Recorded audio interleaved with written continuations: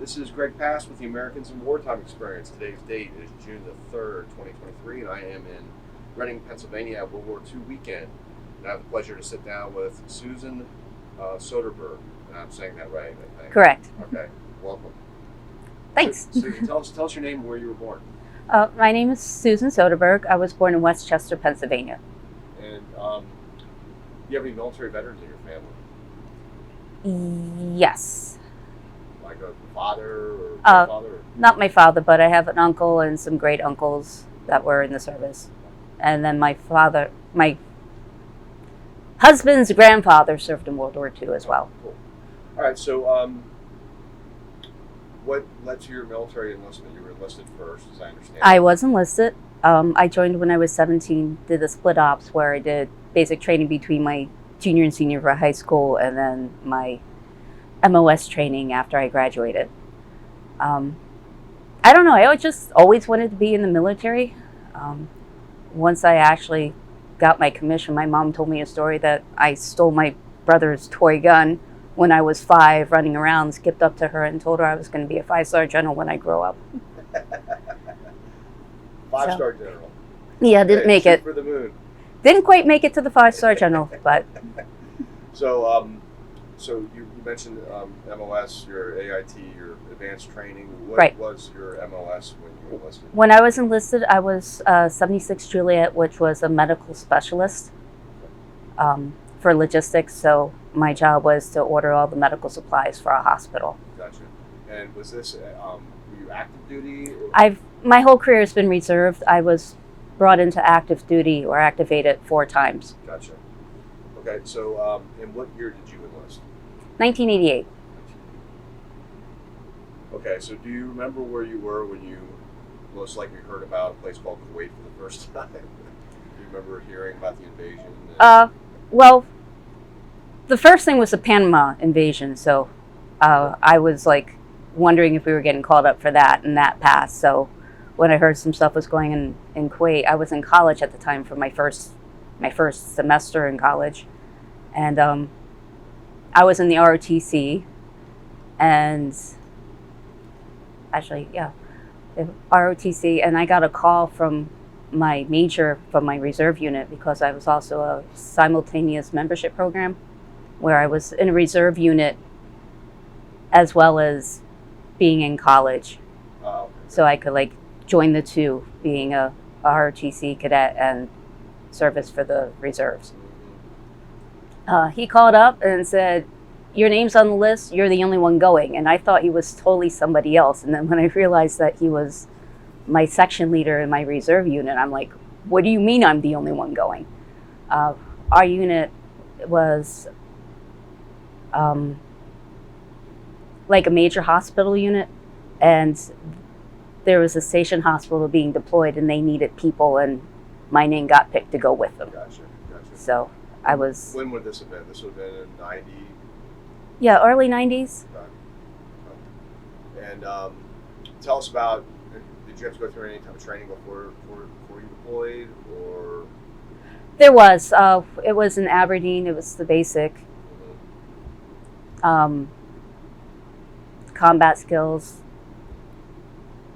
weapon qualifications, NBC training, which is the nuclear biology chemical, because there was the fear of chemical warfare happening when we were there. Of course, that was the era of the Scud missiles when we were in theater. So, and it was cold. We were knee deep in snow training to go to war in a desert. So it was interesting. So how did you get overseas? Did you take a civilian aircraft? Or Yes. And do you remember your first impression when you got on the tarmac? Well, we got on the tarmac and we were just sitting and waiting and waiting and waiting. Our company commanders went out to talk to people. And then later on, I heard the story of they showed up and was like, "We're the 316 Station Hospital. Here we are." And they got the reply of, "Who are you? And why are you here?" And it's like, "Well, if you don't need us, we can go home." And it's like, no, you're here. Stay. We'll find a spot for you. What month was this? Do you remember? Oh, I want to say January, February? I don't remember. We're talking what, 20 plus years ago? 30 years ago? Wow, that long? Yeah. I feel old now, thanks. So, at some point in time, you guys leave the airport. Where are you guys going? And tell We us were a bit. stationed in a place called Escom Village. What it was is... This is in Saudi Arabia? This was in Saudi Arabia, yes. The Saudi Arabian government made all these little mini town cities for the Bedouins, trying to get the Bedouins to like come in and not be so nomadic, which is what their culture is. And the story I heard is the Bedouins came in, looked around, was like, that's very nice, and then turned around and walked right back out into the desert. So they had all these nicely contained cities for all the foreigners to go in. Mm-hmm. And what did that look like? Actually, it was really nice. It was like marble floors, there was an elevator, there was bathtub, and when we got there, there was about 6 inches of pigeon droppings over everything. So we spent the first week shoveling out the pigeon and making it habitable. So tell us a little bit about how this hospital. It was a hospital, is that right? Like, it was a hospital. It was actually, I can't remember the name of the hospital, but it's where the royal family went. Okay. I remember that women were not really encouraged to go there. So since I was just ordering supplies, I stayed in our unit back in Escom Village. Okay. But the doctors and such would go there and serve in the King Fahad. I think it was the King Fahad Hospital. So this is like a real brick and mortar. Brick and mortar. I never laid eyes on it because I'm female and I wasn't a necessary person to go there. Yeah. So, well, tell us about your workspace. Were you in a structure or built? It was a structure. It was actually one of the floors of the apartment buildings that we were in. Okay. And you doing logistical? Logistics, yes. Okay. So how would that work? Somebody at the hospital would call you and say, "Hey, we need X amount of cots," or something like that, or? Our section sergeant would get the list, and then we would have to fill out all the paperwork, and then we would have to do inventories, and we expanded it outside of just medical to cover all the basics like the MREs and our waters and trying to secure it. And how old were you at the time? I turned 19 in theater. So I assume you weren't married. No, not at that time. Do you remember how you communicated with your family back home? Calling cards, like the MIC calling cards or AT&T calling cards, and then there was a phone station where you waited in line, got a phone, called, you had like maybe 15-20 minutes to talk to your family, and then you had to let the next person go. Yeah. Do you remember any soldier mail? Do you remember that? Yes, mail? I still actually have a box. Awesome. Of all the letters. About that. The most memorable letter I got from that was my sister. My family went to Hershey Park while I was overseas, and she sent me a letter with a nicely Hershey Kiss wrapper, all folded out, and went, I was going to send you this, but I was afraid it was going to melt, so I ate it. It was really good. That's great. It's like, thanks, sis. What about stranger mail? Any soldier mail? Did you get any of those? I got some from like elementary schools, and I wrote them back, but it was like a one-shot thing. They never continued after that. All right, so again, considering there are people that are watching the video, they might not be that familiar with Desert Storm. Desert Storm, as you know, we're about to go against one of the largest armies in the world that had combat experience, whereas most of the Americans did not have combat experience. And you're in the medical field. Were you guys bracing for a massive amount of casualties? What on the medical side of the house, what kind of casualties were you guys thinking was going to come in? To be honest, I don't know, since I was with the hospital, I wasn't with the triage and the oncoming casualties that way, since I was held back, since to be courteous for the host country's beliefs, I pretty much stayed out of sight, since women in pants and carrying weapons wasn't culturally acceptable. You mentioned NBC. Were you guys running a lot of NBC drills? Oh man, forever. I'm like, we would get scud alerts like once or twice a night. It was actually getting to the point where we almost just put the mask on and fell asleep with the mask on. Yeah. And we made out of the game of whether we could get all the mop gear on in time before they like decided that it was all clear. Because you had to do something to keep your morale up when you're like woken up like every night. Now, were you there during the war too, or just Desert Shield? Both. I came in at the tail end of Shield, and like within a week or two of being there, it switched over to Storm. You remember how you found out that we were the actual war kickoff? I found out because our company commander, who was, I think he was from Hungary, he was a wartime vet. He comes walking in to a room that I happened to be in doing inventory or something like that, and he's like staring out the window and he's like, the war's begun, this is a good thing. I guess it's because the waiting was over and now we can like finally get to some sort of conclusion. How did that make you feel? It's kind of hard to put into terms. It was like, okay, the war started, we'll see what happens.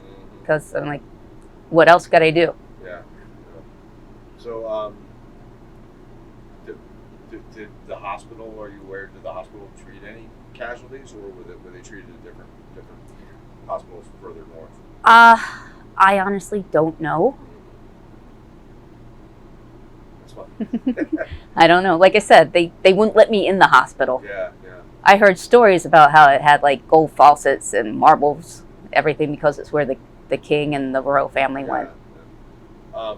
Well, let me ask you this then. Did things operationally or administratively change for you once it actually the war started, or was it kind of business as usual when you were doing before? It was business as usual. I'm like, we just filled out the requests, and when we got supplies in, you did inventory and made sure they got to where they were supposed to going. Yeah. So when did you end up coming home? As soon as they declared the war was over, it was coming close to Ramadan, and our host nation didn't want non-Muslims in the country before Ramadan, so they packed us up and sent us home. Do you remember your homecoming? A little. I actually was in a parade. I marched in Washington in front of President Bush. That's cool. And Mrs. Bush. And I remember when we were passing his box and we did the eyes right, he bent down and was talking to his grandchild. And it's on national news. There's a news clip going, oh, there's this unit and President Bush is talking to his grandkid.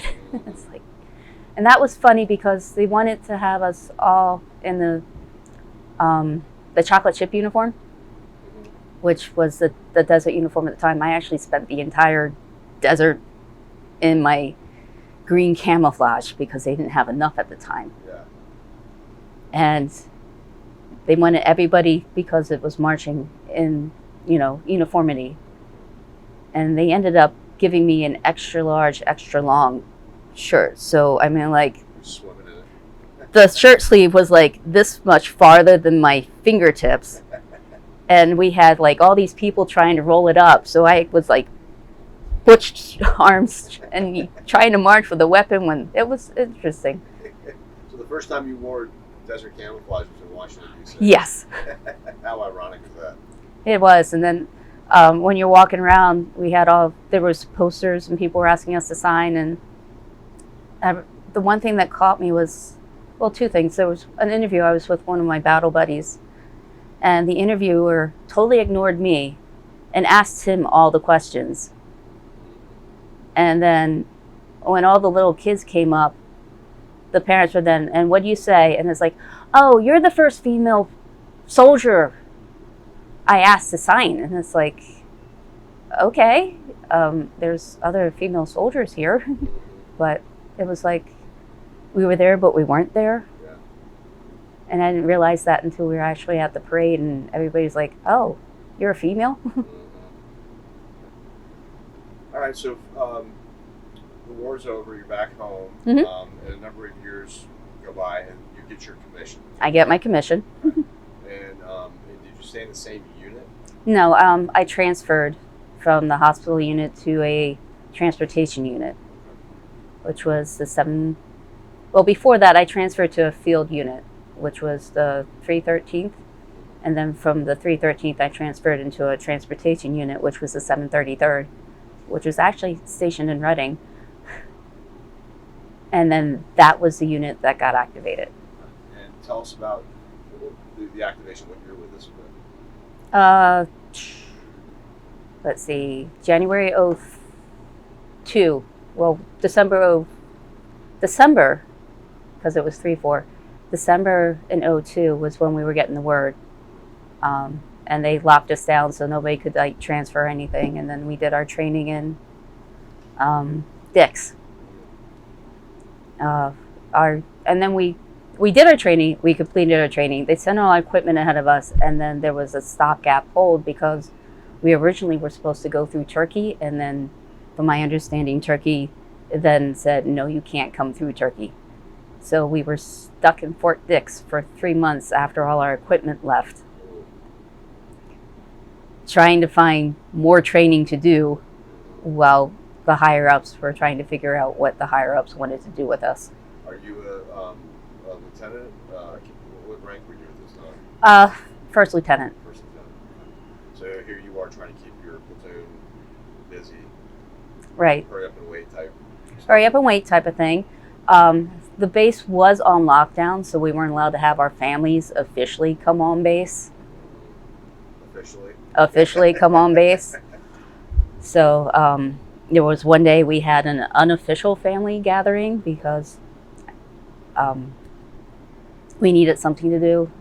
And there was a lot of blizzards that winter too for some reason. For some reason, every time I'm supposed to go to the desert, they have to have blizzards while we're training. And I was actually proposed to at the Fort Dix food court. Oh, really? During that, with my whole family. So your husband, GI too? He was a brat. Oh, okay. But I met him outside of any service connected. It was a chance meeting. We clicked. And then 6 months after we met, he asked me to marry him. Cool. So at some point you actually get deployed. Yes. So where did you deploy to? We were sent up through Kuwait to Iraq.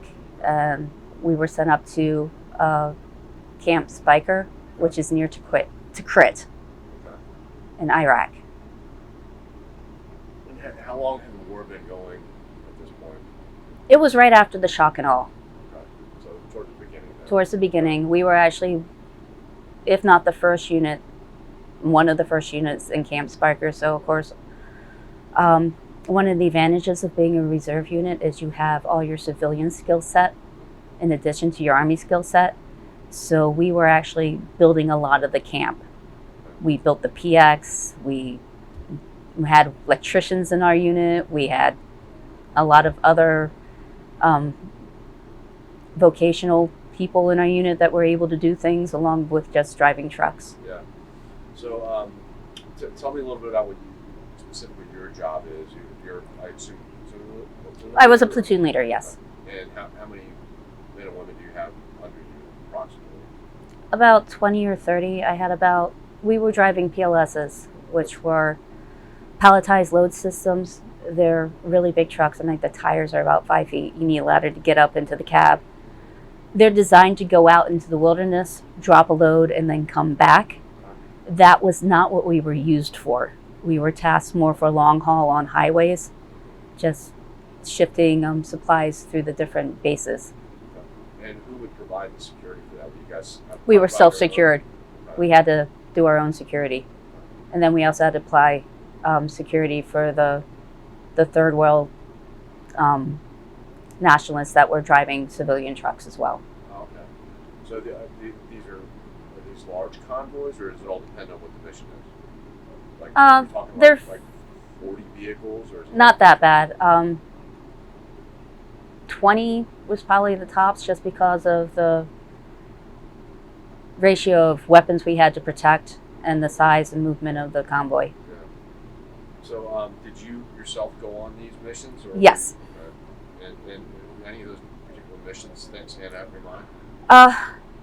One is kind of funny. I was in a cab with one of my sergeants, and we were driving, and we came around a turn, and there was a cow in the middle of the road. And all I could say is cow, cow, cow, because we were going, and that cow was not moving. In our lead vehicle, the guy was trying to squirt a water bottle at the cow to get it to move. And it's like, all I could see is, oh no, we're going to hit the cow. International FUBAR. That's funny.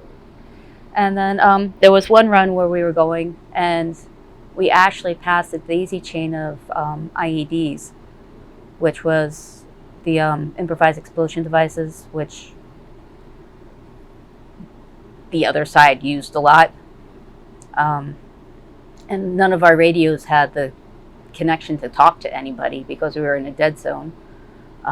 So that was kind of intimidating because you didn't know if it was going to blow or not.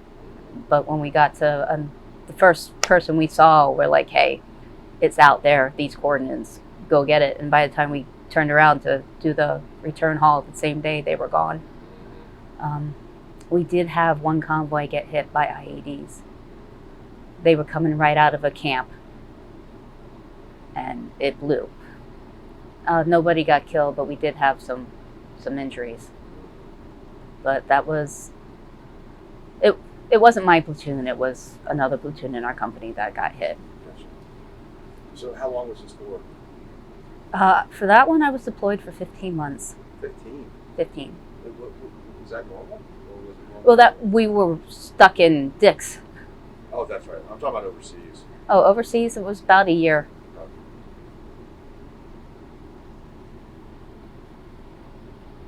So, one of the things I think is really interesting is when I talk to a veteran like you who's served in multiple conflicts. Tell us about, so there was 91, we're talking over a 10, 12-year gap in time. Did you notice the differences between the ability to communicate with your family from Desert Storm to OIF? Like, for example, Yes. you have internet at this point. We had internet at this point. We did emails. You would still have to go to a designated MWR, morale, welfare, little section. And in this case, it used to be a munitions hold for... Spiker was actually previously a Iraqi Air Force base. So it was a munition, what's the word I'm looking for? Bunker. Like an ASP, like an ammunition Yes. supply point or something. So it was a bunker, and you had to like go into the bunker, and that's where they had all the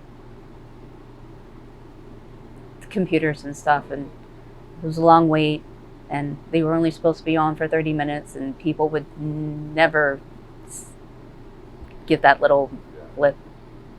And you're a newlywed. Well, actually, you have been married. No, I am proposed to. Proposed, so you got a ring on your finger, but not the other ring. Right. Okay, and so you come home, Mm-hmm. and how long did it take before you got married at that point? Let's see, I came back, I believe, around May. No, not May.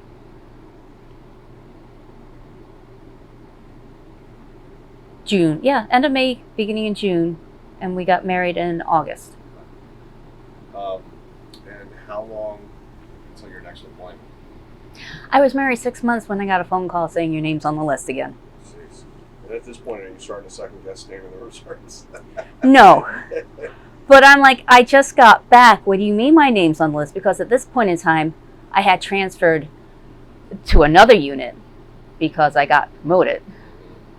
So I was... You're a 03 captain at this point. I'm a captain at this point. And what was it, another transportation unit? Or? It was. I was transferred to a transportation battalion Okay. that was stationed in Pittsburgh area. Okay. So I'm driving like across the state to get to my reserve So, unit, which was fun. Yeah. Okay. So when did you deploy with that unit?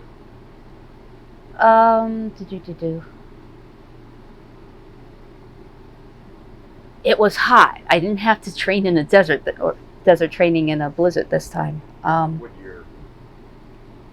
I want to say it was still 03. Okay. No, wait. This is the second deployment. So, tail end of 04, beginning of 05. Okay. So, all right. So walk us through that. So you go over on a civilian airline again. Or? Civilian airline again. Mm-hmm. Where you landed? Kuwait Airport.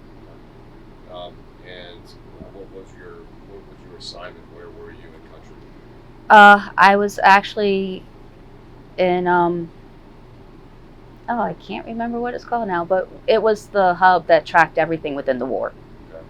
So my job was tracking incoming and outgoing units. Mostly transportation units? No, all units. Okay. Any unit that hit the ground by plane, it's like the plane is scheduled to be here, it's these units arriving, Gotcha. These units are being redeployed, this is when their plane's supposed to go. And but are you in Iraq? Or I am in Kuwait. Kuwait. Gotcha. So tell us about your living conditions in Kuwait. They had these very long warehouses that they built dorm rooms in. 2-man dorm rooms. You're in 03, so did you have to share? Or? I shared with a female warrant officer Gotcha. because I was the only female officer, O rank in the in that unit. Okay. And how long was that for? That was about a little over a year as well. So you've been spending a lot of time over there in the Middle East. Yes. And then every time I get adapted to the cold back here, they would send me back over to the desert. Any memorable experiences from that deployment? Yes. As I said, I was in charge of tracking incoming and outgoing flights. There's this wonderful season known as sandstorm season in Kuwait. And there was a unit that was set to redeploy. I can only go by what the computer says, and the computer said they were on target, and I had this full colonel go, "Captain, when is my unit leaving?" He actually came into our cell that we were working in, and I'm like, "What unit would that be, sir?" And it's like, "This one." It's like, "Well, according to this tracker, they're on time." It's like, "My person on ground says they're not. They've been grounded." And I'm like, "Okay, then they're grounded. Why are they grounded?" "Because of the sandstorm." It's like, "Well, after the sandstorm, sir, I'm pretty sure the Air Force is going to get you down here to get you out." This colonel yelled at me because there was a 4-star general waiting for him back in state, and he had to go there. And my thought bubble was, if he is a 4-star general, I'm sure he understands, because he's been in the Army for how long? But you just happened to be the person there that he was going to take his frustrations out. Oh no, he did it for the whole COAC, the sub, all the units that were helping oversee the war. He annoyed every single one of them, to the point that his unit had his own slide in the briefings. Awesome.